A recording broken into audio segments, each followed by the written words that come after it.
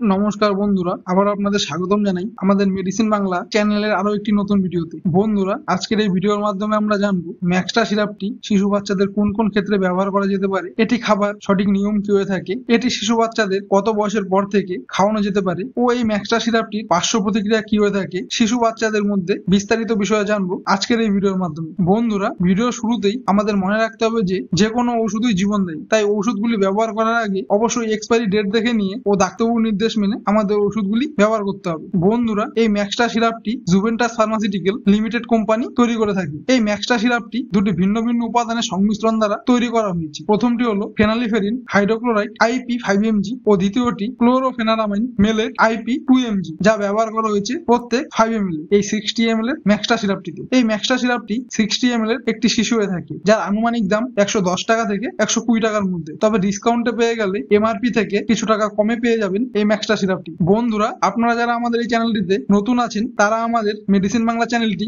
Subscribe করে আমাদের পাশে থাকুন। আরো এই ধরনের শিশু বাচ্চাদের বিভিন্ন গুরুত্বপূর্ণ ঔষধ সম্পর্কিত বিষয়ে বাংলায় নতুন নতুন ভিডিও প্রতিনিয়ত পেতে এই ম্যাক্সটা সিরাপটি বাজারে প্রায় যে কোনো ছোট ও বড় মেডিকেল স্টোরে পেয়ে যাবেন। এখন আমরা জেনে নেব এই ম্যাক্সটা সিরাপটি শিশু বাচ্চাদের কোন কোন ক্ষেত্রে ব্যবহার করা যেতে পারে। এই ম্যাক্সটা সিরাপটি ডাক্তারবাবুরা 1 বছর বয়সের শিশু বাচ্চা থেকে শুরু করে প্রায় 2 বছর বয়স পর্যন্ত শিশু বাচ্চাদের অ্যান্টিহিস্টামিন ও অ্যান্টি অ্যালার্জিটিক লক্ষণের ফলে বাচ্চাদের মধ্যে সর্দির কারণে অ্যালার্জি হওয়া, সর্দির কারণে চোখ ও নাক দিয়ে অঝরে জল পড়া ও প্রতিনিয়ত হাঁচি দেওয়া এবং জ্বরের ফলে হালকা হালকা সর্দি লেগে থাকা, এই ধরনের কোনো লক্ষণ শিশু বাচ্চার মধ্যে দেখতে পাওয়া গেলে তার থেকে উপশম পেতে ডাক্তারবাবুরা এই ম্যাক্সটা সিরাপটি প্রেসক্রিপশন করে থাকে শিশু বাচ্চাদের ওজনের উপর ভিত্তি করে। এখন আমরা জেনে নেব ম্যাক্সটা সিরাপের ডোজ কি হয়ে থাকে শিশু বাচ্চাদের মধ্যে। এই ম্যাক্সটা সিরাপটি 1 থেকে 2 বছর বয়সের শিশু বাচ্চাদের প্রত্যেক 2 কেজি ওজনে 1 ml করে ডাক্তারবাবুরা প্রেসক্রিপশন করে থাকে। এটি দিনে 2 বার করে খাওয়ার পরে খাওয়াতে হবে। এই ম্যাক্সটা সিরাপটি কন্টিনিউ 7 থেকে 10 দিন পর্যন্ত